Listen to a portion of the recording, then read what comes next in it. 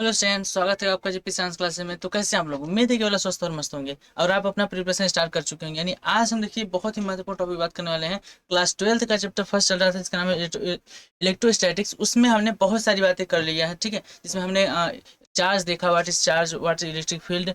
उसके बाद आपका विभिन्न तो अलग अलग तरीके से कई सारी चीज़ें हमने इसमें डिस्कस कर लिया है। अगर आपने नहीं देखा है तो उन सभी वीडियो के लेक्चर्स की जो लिंक है डिस्क्रिप्शन में आपको मिल जाएंगे, वहाँ से आप उसे जाकर विजिट कर लीजिए। या इस चैनल पर आपका प्लेलिस्ट बना है, आप वहाँ से जाकर चेकआउट कर सकते हैं और उसको देख सकते हैं। तो आज की क्लास देखिए हम क्या बात करने वाले हैं। आज क्लास में बात करने वाले हैं फिजिक्स में जो आपकी बहुत महत्वपूर्ण टॉपिक होता है, क्या? Flux, electric flux. तो इलेक्ट्रिक फ्लक्स क्या होता है और इसको किसने दिया? किसने दिया था? गाउस ने। तो गाउस का नियम क्या होता है, इन सभी चीज़ों के बारे में आज हम बात करने वाले हैं।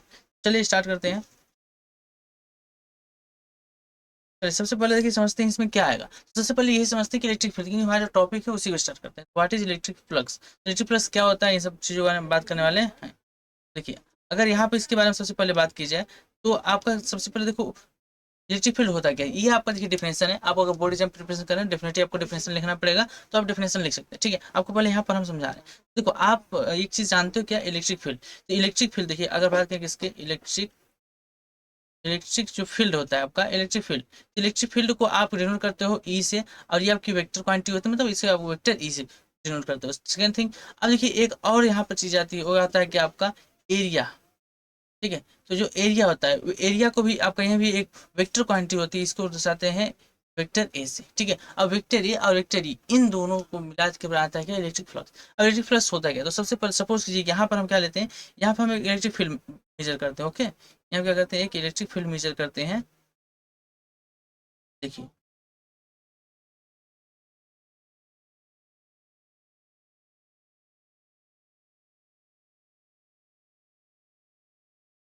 कुछ इलेक्ट्रिक फील्ड यहाँ पर बना रहे हैं, ठीक है।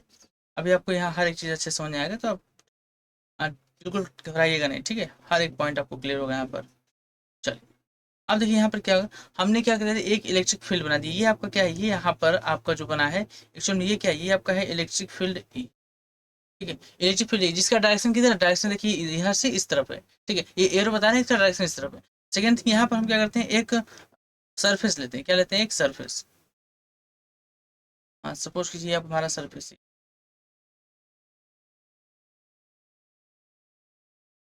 ये हमारा क्या है, सरफेस, ठीक है। अब देखिए, ध्यान समझिए कि यहाँ पे एक सरफेस है हमारा, जिसका क्षेत्रफल जो है, जो एरिया है, एरिया क्या है, कैपिटल ए। तो इसका एरिया कैपिटल ए है। अब एरिया और एक होता है वेक्टर एरिया, यानी कि एक एरिया होता है क्या, वेक्टर एरिया। अब वेक्टर एरिया क्या होता है, उस चीज़ को समझते हैं, ठीक है। तो वेक्टर एरिया और एरिया समझते हैं। तो इन चीज़ों को समझने के लिए पहले आप यहाँ पर देख लीजिए होता क्या है। इसमें जो आपका इलेक्ट्रिक फ्लक्स होता है, क्या इलेक्ट्रिक फ्लक्स क्या होता है? अगर आप क्या करते हैं, एक hypothetical surface, plane surface area, जिसका एरिया आप देखो डेल्टा एस ले लो या ए ले लो, आर आप इसको लिख सकते हो डेल्टा एस, तो दोनों से कुछ भी ले सकते हो, ठीक है। And suppose a uniform electric field vector E, और यहाँ क्या है, वेक्टर ई एक यूनिफार्मर, यूनिफार्म इस होता है क्या है, एकदम समान है, ठीक है। जिसकी वैल्यू प्रत्येक पॉइंट में, तो एवरी पॉइंट से इट्स वैल्यू इज इक्वल।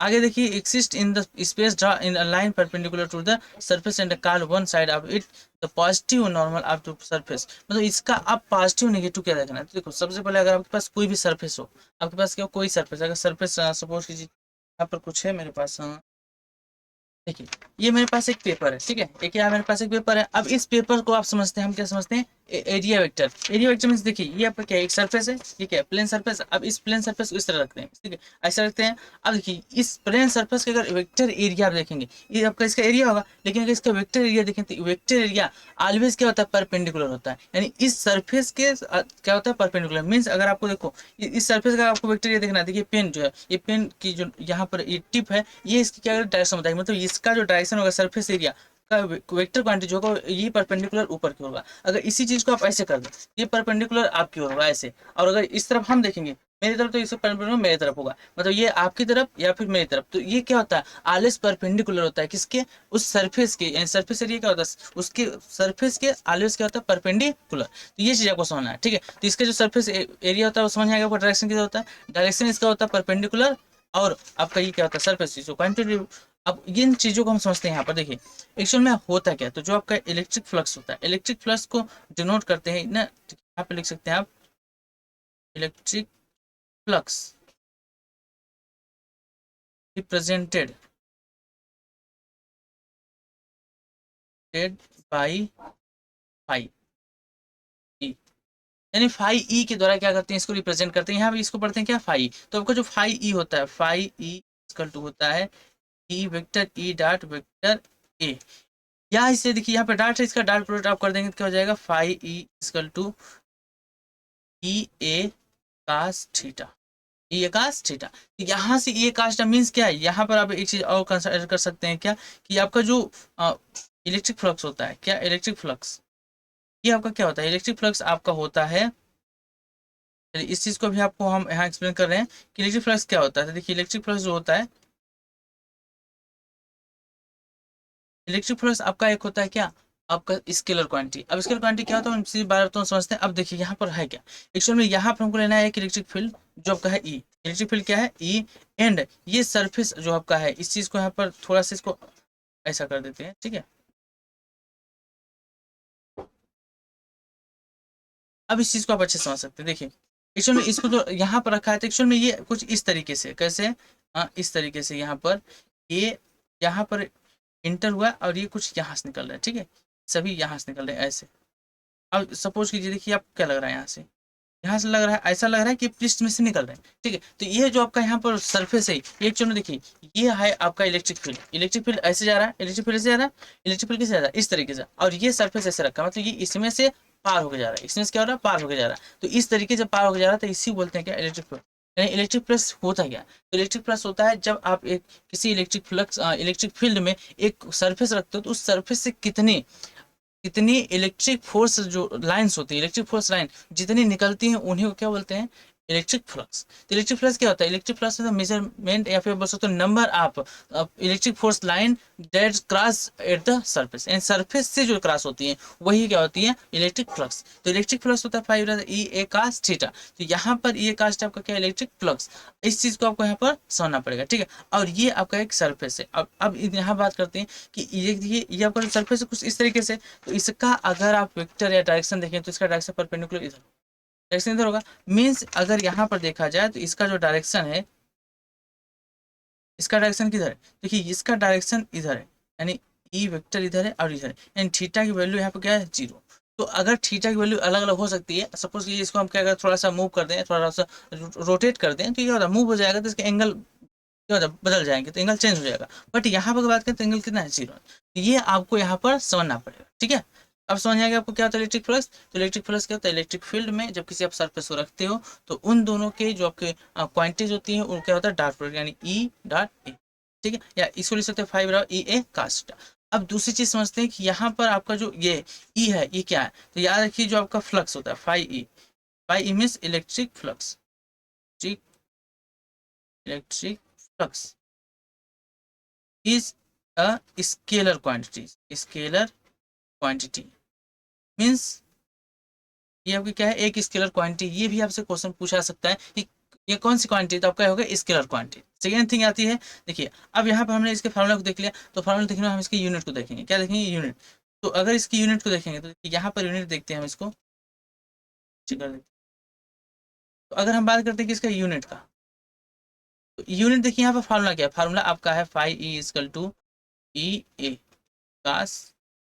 अब ये बताइए ई की अगर यूनिट की बात करें, तो अगर ई की यूनिट देखेंगे तो क्या होता है, ई की यूनिट होता है आपका न्यूटन पर कूलम एन इनटू ए आपका क्या है, एरिया। एरिया की यूनिट क्या होती है, मीटर स्क्वायर, मीटर स्क्वायर। अवकाश टैग की कोई यूनिट नहीं होती। तो यहाँ पर अगर इसका यूनिट देखें तो क्या हो जाएगा, न्यूटन मीटर स्क्वायर प्रति कूलम। तो न्यूटन मीटर स्क्वायर प्रति कूलम या पर कूलम, ये आपका क्या है, ये आपका है यूनिट किसका, इलेक्ट्रिक फ्लक्स का। तो इलेक्ट्रिक फ्लक्स का अगर आपसे यूनिट पूछा क्या होगा, न्यूटन मीटर स्क्वायर पर कूलम, ठीक है। सेकेंड थिंग आता है, यहाँ पर अगर आप यूनिट निकालें तो आपको डायमेंशन बताना चाहिए, क्या बताना चाहिए, डायमेंशन। तो क्या आप इसका डायमेंशन निकाल सकते हैं, डायमेंशन ऑफकोर्स निकाल सकते हैं। इसका डायमेंशन देखिए, इसका डायमेंशन क्या होगा,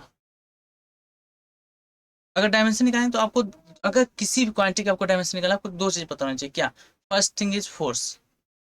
फोर्स का डायमेंशन होता है देखिए M L T power minus two. And second thing होता है आपका एनर्जी। अगर आपको एनर्जी का डायमेंशन पता है, यानी ये होता है M L power two T power minus two. अगर आपको ये दो चीज़ें क्वांटिटी को पता है, इनका डायमेंशन पता है, तो आप किसी भी यूनिट का डायमेंशन निकाल सकते हो। बिकॉज आप दी ये जो होते हैं ये क्या करते हैं, ये किसी न किसी मतलब आप किसी न किसी फार्मूले में किसी हर एक क्वांटिटी से क्या होता है रिलेट होते हैं, जिससे आप इसको आसानी से निकाल सकते हो। अब देखिए यहाँ पर बात करते हैं न्यूटन है, न्यूटन इज फोर्स, तो फोर्स की डायमेंशन क्या होता है, फोर्स का डायमेंशन होता है M L T power minus two into metre square. Metre square मतलब इसका होगा एल स्क्वायर, ठीक है, अपान कूलम। कूलम का क्या होता है, कूलम का होता है ए टी। तो क्या आप इसका डायमेंशन आप निकाल सकते हो, डेफिनेटली निकाल सकते हो। देखिए क्या आएगा यहाँ पर, यहाँ पर आप यम देखो एक ही है यम, अब यल, यल यहाँ देखिए टू यहाँ एक वन यहाँ, यहाँ क्या हो जाएगा यम यल थ्री। ओके, अब देखिए यहाँ टू क्या है माइनस वन माइनस टू है, और एक नीचे टी, टी ऊपर जाए क्या होगा माइनस टू हो जाएगा, तो यहाँ से हो जाएगा टी पावर माइनस थ्री, और फिर ए आपका हो जाएगा ऊपर माइनस, ये आपका क्या हो गया, ये आपका हो गया डायमेंशन। किसके डायमेंशन थे, इलेक्ट्रिक फ्लक्स का। इलेक्ट्रिक फ्लक्स डायमेंशन क्या होगा आपका यम एल थ्री टी पर माइनस थ्री पर माइनस, ये आपका हो गया डायमेंशन यूनिट। और इसके पहले हमने क्या देखा, इसके पहले हमने देखा इसका क्वांटिटी, कौन सी क्वांटिटी, ये चीजें होती हैं। अब यहाँ पर देखिए अगर इन चीजों को आप समझ चुके हैं तो इस पर एक क्या करते हैं क्वेश्चन सॉल्व कर लेते हैं, इस पर क्या करते हैं क्वेश्चन सॉल्व कर लेते हैं। तो अगर क्वेश्चन सॉल्व करेंगे, देखिए यहाँ पर आपके पास एक क्वेश्चन है, अब इसको पढ़िए ध्यान से, तो इसको ध्यान से पढ़िए क्या कर रहा है, देखिए कर रहा है a square frame of is 10 centimeter is placed within a positive normal making in angle of 60 degree with a uniform electric field of 20 Newton पर कूलम, फाइंड द फ्लक्स। यानी यहाँ पर आपको क्या दिया, तो किसी क्वेश्चन को सॉल्व करने का देखिए मेथड क्या होता है, सिंपली आप फाइंड आउट कीजिए कि व्हाट्स गिवन। तो व्हाट्स गिवन अगर यहाँ पे देखेंगे तो सबसे पहले आप इसको सॉल्व करेंगे, देखिए क्या करेंगे सॉल्व करेंगे। अगर सॉल्व करेंगे तो सबसे पहले आप देखिए यहाँ पे लिखा है आपका ए की वैल्यू, देखिए यहाँ पर आपको कहा है स्क्वायर, स्क्वायर की जो साइड होता है इस साइड को लिखते हैं ए से, तो ए इसका टू कितना दिया है 10 सेमी। अब अगर आपको सेमी में देखिए आपको सॉल्व नहीं करना है, इसको आपको किस चेंज करना होगा मीटर में, क्यों, बिकॉज आप ऐसा यूनिट, तो आपको अगर इसको मीटर में चेंज करना होगा तो यहाँ पर क्या आएगा, यहाँ पर आप लिख सकते हैं 10 की पावर, अच्छा इसको 10 इंटू 10 की पावर माइनस टू, अभी आपका हो गया मीटर में। तो अगर इसको सॉल्व करेंगे तो आपका आ जाएगा 10 की पावर माइनस वन मीटर। क्यों, देखिए क्योंकि यहाँ पर 10 की पावर क्या है वन, और यहाँ पर माइनस टू, तो वन अगर माइनस टू में ऐड हो जाएगा क्या माइनस वन, तो यहाँ की 10 पावर माइनस वन। अब यहाँ से अगर आप एरिया निकालना चाहें तो एरिया क्या होता है, देखिए इसका एरिया होता है साइड स्क्वायर, साइड स्क्वायर मतलब ए स्क्वायर। आपका अगर स्क्वायर का एरिया निकालना होगा तो क्या होगा side square, side square means क्या होगा ए स्क्वायर। तो यहाँ से सॉल्व करेंगे तो क्या हो जाएगा ए इजकल टू, यहाँ से आप जाएगा 10 पावर माइनस वन का होल स्क्वायर, मीन्स आपका आ जाएगी 10 पावर माइनस टू स्क्वायर।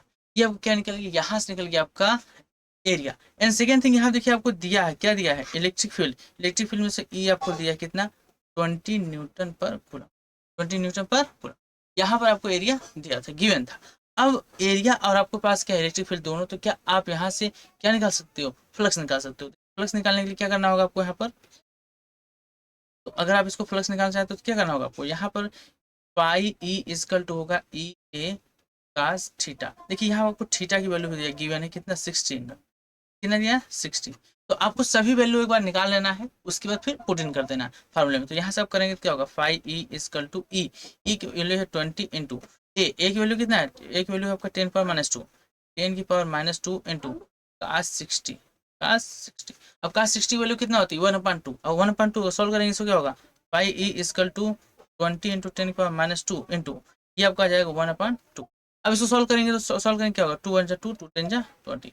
अब इसको सॉल्व करें देखिए फाइव ई इजकल टू आ गया 10 इंटू 10 की power minus one, means solve करेंगे तो आपका फाइव ई आएगा 10 की पावर माइनस वन, आर इसको लिख सकते हैं 0.1 टन मीटर स्क्वायर पर कूलम। ये आपका हो गया आंसर। तो क्या आपको ये चीज़ समझ आया कि किस तरीके से आपको यहाँ सॉल्व करना था, डेफिनेटली आपको समझ आया होगा कि कैसे सॉल्व करना है। तो इसी तरीके से आपको फार्मूले पर क्वेश्चन प्लेस करके उसको सॉल्व करना है, जो वैल्यू होंगे उसको आप पुट इन करेंगे, डेफिनेटली आपका आंसर आएगा। तो इस तरीके से आपको क्वेश्चन भी सॉल्व करना है, और ये आपका फार्मूला था इलेक्ट्रिक फील्ड। अब इसके बाद हम आगे बढ़ते हैं, देखिए आगे क्या है गाउस लॉ, क्या है गाउस लॉ, यानी गाउस का नियम क्या था, इस चीज को हम समझते हैं। ठीक है, तो सबसे पहले यहाँ पे देखिए आपको अगर देखा जाए तो इनका एक स्टेटमेंट था, यानी इन्होंने अपने लॉ में कुछ कहा था, वही इनका क्या है नियम बन गया। मींस क्या कहा, देखिए the electric flux are the net electric field through a closed surface. एक बात याद रखिए, यहाँ पर इन्होंने क्लोज सरफेस के लिए बात की थी। इसके पहले जो चीज हमने देखा वो क्या था ओपन सरफेस था, but this is close surface equals the net charge enclosed by the surface dividing by epsilon naught। ये आपका क्या है epsilon naught। ये क्या कहा, देखिए इन्होंने सिंपल सी बात कही, अगर आपके पास कोई क्लोज सरफेस है, suppose we have an spherical, okay, देखिए ये आपका हमारे पास क्या है, एक स्फेरिकल, ये आपका क्या है, एक स्फेरिकल। अब स्फेरिकल, इसके अगर अंदर हमारे पास कोई सपोज ये क्यू चार्ज है, अगर इसके अंदर कोई क्यू चार्ज है, तो इस पूरे इसके जो आपका सरफेस है, इससे जो आपका बाहर आ रहा है, निकल रहा है क्या, आपका फ्लक्स, तो इसके यहाँ पर आप लिख सकते हो due to spherical spherical surface spherical surface total electric flux, electric flux इस जो फाई होता है, फाई ई, ये देखिए आप कहा है equals to the net charge enclose on the surface, यानी इस जो आपका ये सरफेस है, इसके अंदर जो उपस्थित है क्या, आपका चार्ज, इस चार्ज का होता है क्या, Q upon epsilon not, means वो डिवाइड बाय किसके इक्वल होता है, क्यू अपान इप्सिलॉन नॉट के। तो ये चीज उन्होंने कहा था, ये क्या था आपका, यही आपका था गाउस का law, this is the law of Gauss. ये चीज आपको यहाँ पर पता होना चाहिए, बहुत ज्यादा इंपॉर्टेंट है, इसको आप ध्यान में रखिए। Pi is equal to Q naught, Q upon epsilon naught, देखिए यहाँ क्यू नॉट नहीं होगा, आपका क्यू, इसको फिर से लिख देते हैं, क्या होगा यहाँ पर, pi is equal to Q upon epsilon naught, इसी को बोलते हैं क्या, गाउस लॉ, क्या बोलते हैं, गाउस लॉ, जो किसके लिए होता है, आपका याद रखिए क्लोज सरफेस के लिए होता है, यानी यहाँ पर कोई भी सरफेस हो क्लोज होगा, लेकिन इसके लिए आप कुछ और जो की बातें हैं वो समझना पड़ेगा। देखिए इसके बाद यहाँ पर कुछ आपको नोट में याद रखिए, ठीक है, नोट कर लीजिए, क्या नोट करना है कि ये जो आपका होता है, this is not depend, this is not depend on shape or size, or size of, shape or size of closed surface, means यह सरफेस के शेप या साइज पर डिपेंड नहीं करता, this is only depend upon, this is depend upon charge and epsilon naught, epsilon naught means medium, charge means medium. तो देखिए यहाँ पर ये आप थोड़ा सा नोट कर लीजिएगा इसको, ये केवल किस पर, साइज या शेप पर बिल्कुल डिपेंड नहीं करता, किस पे, चार्ज पर, एंड आपका जो मीडियम है, किस मीडियम में, जैसे ये आपका वाटर में है या ऑयल में है या नॉर्मल स्पेस में है, तो किस मीडियम में है उस पर डिपेंड करता है, इप्सिलॉन नॉट पर डिपेंड करता है, एंड टोटल चार्ज पर, किसके अंदर कितना चार्ज है इस पर डिपेंड करता है, कभी शेप या साइज पर डिपेंड नहीं करता। मीन्स आप चाहें तो देखिए इसका मेन, अब देखिए यहाँ पर क्या कर सकते, जैसे सपोज कीजिए यहाँ पर जो आपका ये है, इस चीज को अगर हम क्या करें, जैसे सपोज कीजिए यहाँ पर ये था, ठीक है, अब इसको हम क्या करेंगे, यहाँ पर अगर इसको थोड़ा सा, ये देखिए इससे थोड़ा सा क्या करते हैं, साइज क्या करते हैं, इसको इंक्रीज करते हैं, सपोज कि ये पहले यहाँ पर क्या था, ये फर्स्ट स्टेज था, सेकेंड, पहले साइज फर्स्ट स्टेज पर था, अब सेकंड स्टेज में हमने इसके साइज को इंक्रीज कर दिया, तो साइज इंक्रीज करने से इस पर कोई आपका इफेक्ट नहीं होगा, ये जैसा था जितना था उतना ही रहेगा, इसमें कोई भी आपका ऐसा नहीं कि इफेक्ट आ जाएगा, फिर कोई चेंजेस आ जाएगा, कोई चेंजेस नहीं आएगा, ये जैसा पहले था, जितना पहले था उतना ही अब, ठीक है। तो यही चीज आपका गाउस लॉ का बहुत इंपॉर्टेंट लाइन होता है, तो ये चीज आपको पता होना चाहिए, यहाँ पे जो नोट में लिखे हैं ये आपको पता होना ही चाहिए, ठीक है, तो इसको नोट कर लीजिए, हम बढ़ते हैं आगे। चलिए अब इसके आगे बढ़ते हैं, आपने नोट कर लिया, अब बढ़ते हैं आगे, ठीक है। अब बहुत ही महत्वपूर्ण टॉपिक आता है कि जैसे इन्होंने गाउस, जो गाउस का लॉ है यहाँ पर, ओके, देखिए यहाँ पर क्या है कि क्यू फाई इज कल टू क्यू नॉट, क्यू पान इक्वल नॉट, क्या ये इन्होंने क्या किया कि ये सो कर उठे और कहे चलो भैया अब हम क्या करेंगे, एक गोले में एक चार्ज को डालेंगे, अब उस चार्ज से हम बताएंगे कि इसका फ्लक्स कितना है, ऐसा नहीं किया इन्होंने, इन्होंने बहुत सारे एक्सपेरिमेंट किए, बहुत सारे प्रयोग किए, फिर उन्होंने एक बहुत ही डेरिवेशन दिया, एक बहुत ही प्यारा सा डेरिवेशन दिया, जिससे हम इस फार्मूले को फाइंड आउट कर पाए। तो ये जो यहाँ पे स्टेटमेंट इनका है, जिस फार्मूला जो है इसका डेरिवेशन होता है, ठीक है, तो ये डेरिवेशन कैसे होता है हम ये भी जान लेते हैं। जैसे कोई चीज आई या हम कोई चीज पढ़ रहे हैं, जैसे एक लाइन यहाँ पर लिख दिया गया कि ये ऐसा होता है, तो ये कैसे हुआ, क्या आप इतना जानने की क्यों नहीं, डेफिनेटली आपके मन में ये जरूर विश होगा कि नहीं सर हम जानना चाहते हैं कि कैसे ये बराबर हो गया उसके, ठीक है, तो इस चीज को हम समझते हैं। तो चलिए इसका डेरिवेशन है, तो डेरिवेशन समझते हैं। तो यहाँ सबसे पहले आ गया था क्या, प्रूफ ऑफ गाउस लॉ, यानी गाउस लॉ का हम क्या करना है, प्रूफ करेंगे। तो देखिए प्रूफ करने के लिए क्या करेंगे, हमें कंसाइडर करेंगे एक इनडेफिनेट, इनडेफिनेट क्या करें, शेप की कोई भी क्लोज शेप लेंगे जो आपका इनडेफिनेट होगा, ठीक है।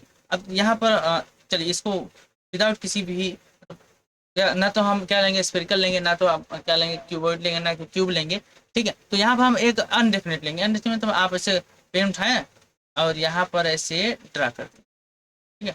चलिए थोड़ा भद्दा बन गया, थोड़ा सा अच्छा बनाते हैं, ये सही है, नहीं ये भी नहीं सही है, ये सपोज कैसे, ठीक है। ये हम क्या है, देखिए अनडेफिनेट मतलब कोई इसका डेफिनेट शेप नहीं है, ना ही इसका कोई नाम है। ऐसे उठा, जैसे आपके घर में कोई भी सब्जी होगी उसे उठा लो, ऐसे बन गया, जैसे आलू, एक आलू बना दिए। अब इसके अंदर डालना है आपको क्या, यहाँ पर सपोज कीजिए इसके अंदर हम क्या कर रहे हैं, यहाँ पर रख रहे हैं एक क्यू चार्ज, ठीक है, एक क्यू चार्ज है इसके अंदर। अब यहाँ से क्यू चार्ज है तो सपोज कि इससे हमको क्या करना है, एक छोटा सा यहाँ पर सरफेस लेना है, क्या लेना है, छोटा सा सरफेस लेना है। और यहाँ पर एक छोटा सा सरफेस लेना है इस तरीके से, ये थोड़ा और छोटा कर दिया और इसको थोड़ा सा डाउन कर, ओके। अब देखिए इस चीज को फिर यहाँ पर हम क्या करते हैं, थोड़ा सा अब हम क्या करते हैं, यहाँ से इस चीज को समझने के लिए ये आपका, ये थोड़ा सा चेंज करते हैं इसको।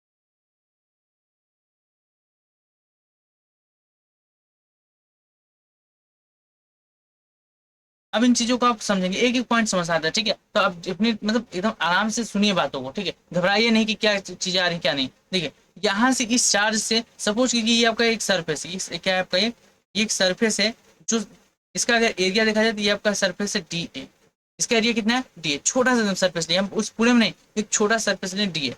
एंड यहाँ से इस चार्ज से यहाँ तक का जो डिस्टेंस है वो आपका है स्मॉल आर, यहाँ से यहाँ तक का जो डिस्टेंस हो कितना है, स्मॉल आर, ओके। अब स्मॉल आर अगर देखेंगे तो ये क्या है, पॉइंट चार्ज है, तो पॉइंट चार्ज क्या ना, स्मॉल आर डिस्टेंस पर अगर आप कहने का इलेक्ट्रिक फील्ड, तो यहाँ पर इलेक्ट्रिक फील्ड जो होगा, देखिए यहाँ पर इलेक्ट्रिक फील्ड कुछ इस तरीके से होगा, ये इलेक्ट्रिक फील्ड आपका होगा, इलेक्ट्रिक फील्ड क्या होगा, ये आपका होगा इलेक्ट्रिक फील्ड ई एन। अब यहाँ पर अगर देखा जाए ये आपका क्या है, सरफेस, यानी ये आपका क्या है, एक सरफेस है, ठीक है, एक एरिया है जो आपको बहुत ही छोटा हम ले लिया, बहुत ही स्मॉल लिया, ठीक है, इसलिए इसमें लगाया डी है। तो यहाँ पर इसकी सरफेस वेक्टर की बात करें, डायरेक्शन की बात करें, ठीक है, तो इसका डायरेक्शन किधर होगा, इसका डायरेक्शन सपोज कीजिए कि यहाँ पर अगर देखा जाए इस एरिया पर, तो यहाँ पर कुछ ऐसा डायरेक्शन होगा इसका, ठीक है, ये इसका कुछ ना कुछ डायरेक्शन होगा ऐसे।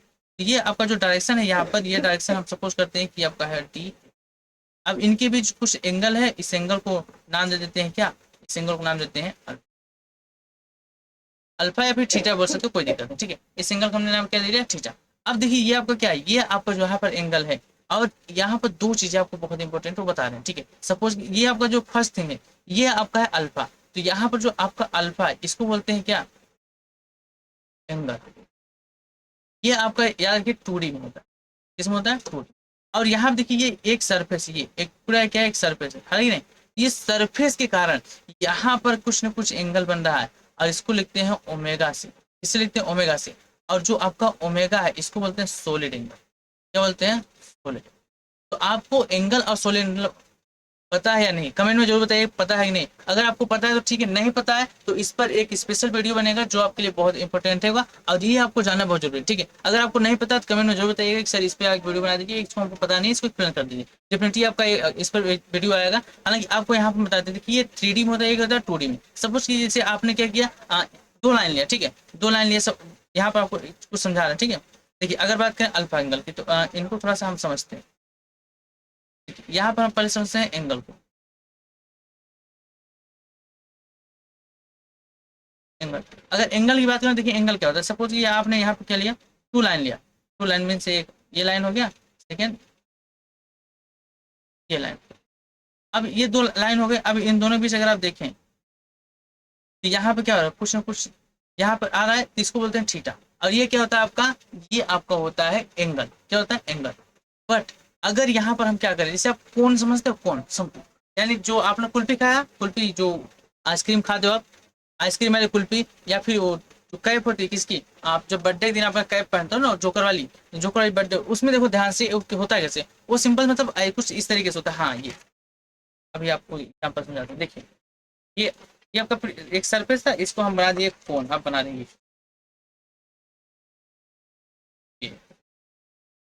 बन जाओ भाई, कहे परेशान कर लिया।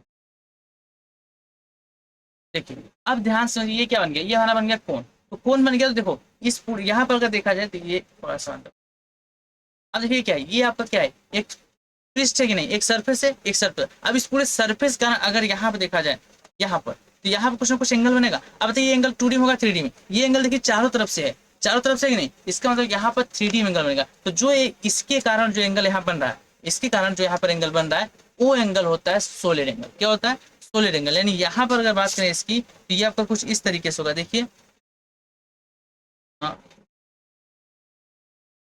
ये ये आपका क्या हो गया, एक सरफेस होगा। ओके, अब इस सरफेस से क्या करें, यहाँ पर हम कुछ बना रहे हैं, देखिए ये, और यहाँ से फिर अब देखिए यहाँ पर जो ये सरफेस है, ये पूरा जो ये आपका सरफेस है, इस सरफेस के यहाँ पर जो 3D में एंगल बनता है, जो 3D में एंगल बनता है उसे बोलते हैं ओमेगा। और ये ओमेगा क्या होता है, ये ओमेगा आपका होता है सॉलिड एंगल। क्या होता है, ये ओमेगा आपका क्या होता है, ये आपका ओमेगा जो होता है, ये होता है सॉलिड एंगल।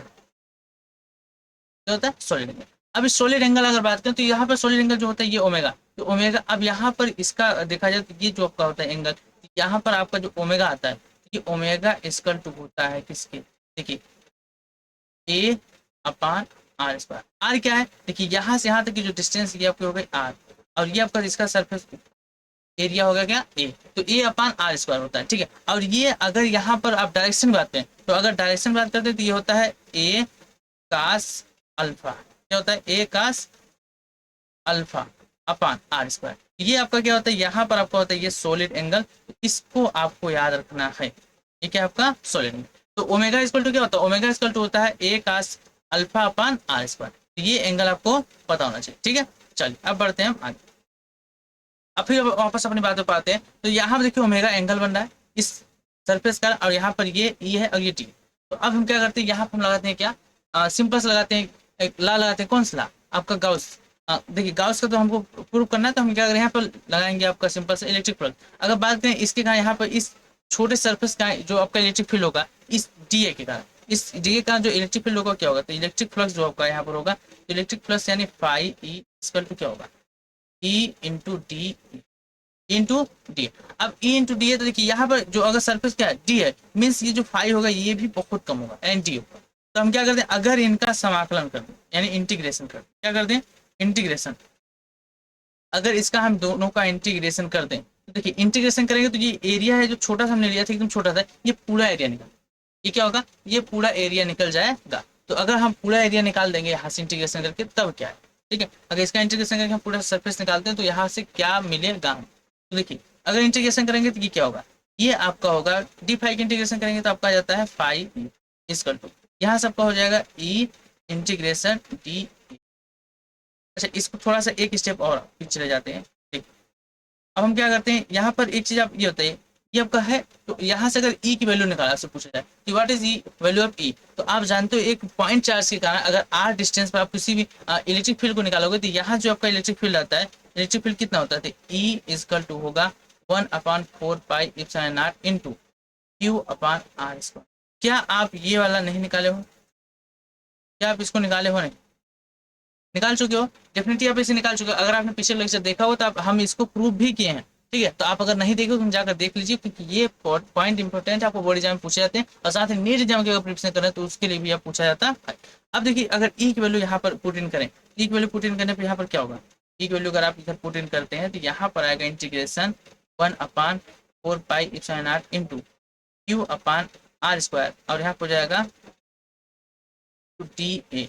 अब डी ए आएगा, और साथ यहाँ देखिए कास अल्फा है ना, अल्फा है, तो यहाँ पर आपको लगाना पड़ेगा क्या, कास अल्फा, ठीक है। अब इसको क्या करेंगे, सॉल्व कर, अगर सॉल्व करेंगे तो क्या होगा, देखिए यहाँ से हम क्या करें, क्यू अपान 4 पाई टू क्या लें, कामन ले लें, कामन लेंगे तो क्या आएगा, पाई ई इक्वल टू, यहाँ से अगर कामन ले लें, क्या कामन लेंगे हम, Q upon 4 pi epsilon naught, common लेंगे तो यहाँ से integration D A cos alpha, देखिए यहाँ पर कास अल्फा था, ठीक है। देखिए कास अल्फा यहाँ पर है तो यहाँ पर भी होगा, यहाँ पर भी होगा, cos alpha upon R square, क्या हो गया, D A cos alpha upon R square. अब अभी आपको बताया कि डी ए कास अल्फा क्या होता है, ओमेगा, यानी यहाँ से ओमेगा की इक्वल होगा। तो ये आपका जो होता है, ये यहाँ जो आया इस पूरे की वैल्यू कितना होगी ओमेगा, ओमेगा क्या है यहाँ बना एंगल।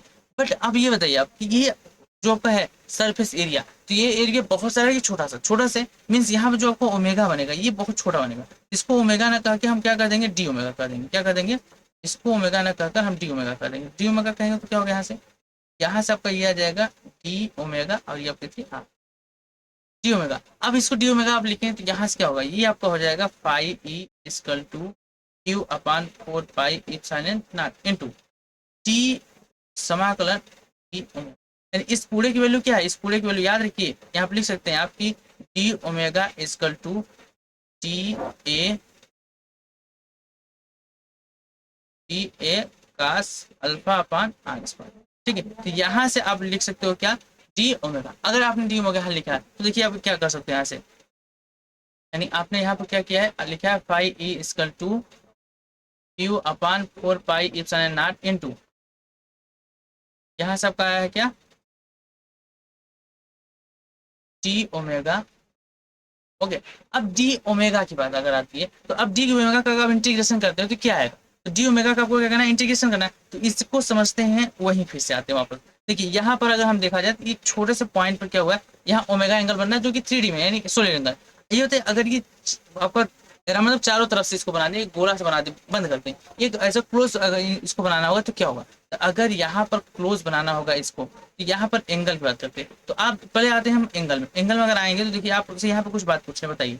अगर एक पॉइंट है इस पॉइंट के यहाँ पे अराउंड कितने डिग्री का एंगल बनता है, ये बनता है 360। कितने बनता है 360। 360 किसमें बनता है आपका प्लेन में, ये किसमें है आपका ये आपका है प्लेन में। ओके, प्लेन में आपका कितना बनता है 360 और आपको पता है कि पाई की वैल्यू कितना होती है 180। तो यहाँ पे 360 मीन्स इसको आप लिख सकते हो कितना 2।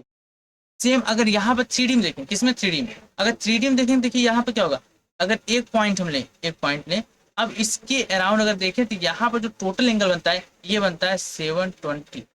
मीन्स क्यों ऐसा बना, क्योंकि देखिए एक पॉइंट है, अब एक पॉइंट की ये अगर सिर्फ ऐसा बनाएंगे तो प्लेन बनेगा, एक ऐसे बनाएंगे और एक ऐसे बन गया तो टोटल बन गया। तो यहाँ पर टोटल जो एंगल बनता है वो कितना होता है 720। 720 मीन्स इसको आप लिख सकते हैं क्या 4 पाई, क्या लिख सकते हैं 4 पाई। यानी यहाँ पर अगर ओमेगा का इंटीग्रेशन हुआ है, देखिए अब यहाँ समझिए अगर ओमेगा का इंटीग्रेशन होगा मीन्स यहाँ पर टोटल एंगल निकलेगा, टोटल लेंगे क्या होगा 4 पाई। अगर टोटल एंगल 4 पाई लिखेंगे तो क्या हो जाएगा 5 E equal to Q upon 4 pi epsilon naught into इसका पूरा का जो आपका इंटीग्रेशन करने क्या आएगा 4 पाई। 4 पाई क्या है एंगल है कहाँ उस पॉइंट पर जिस पर आपका क्या था चार्ज था, यहाँ पे देखिए चार्ज है ना, एक पॉइंट है इसके चारों तरफ का पूरा टोटल आप सॉलिड एंगल निकालेंगे तो कितना होगा 4 पाई। सॉलिड एंगल कितना होगा 4 पाई। तो यहाँ से 4 पाई से 4 पाई कैंसिल हो गया तो 5 ई इक्वल टू आ गया क्यू अपान इप्सिलॉन।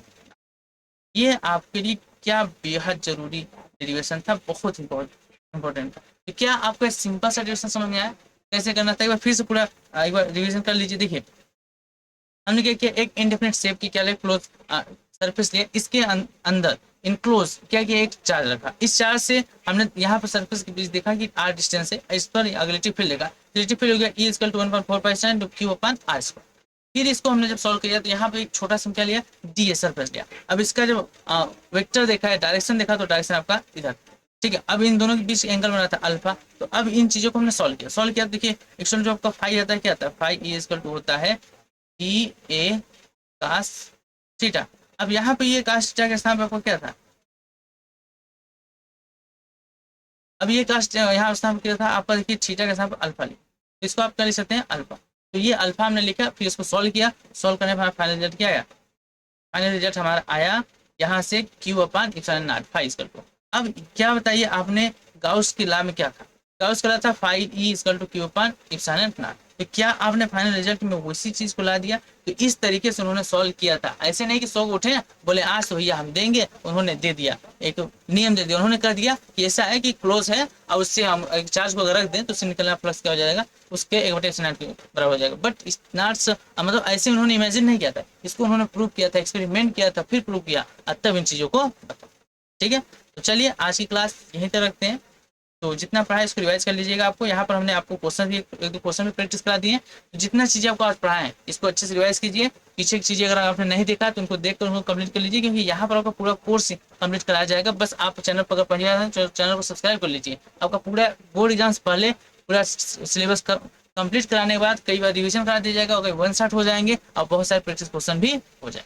ठीक है, तो मिलते हैं नेक्स्ट सेशन, तब तक के लिए टाटा बाय बाय, और अपना अच्छे से ख्याल रखिए, पढ़ाई करते रहिए।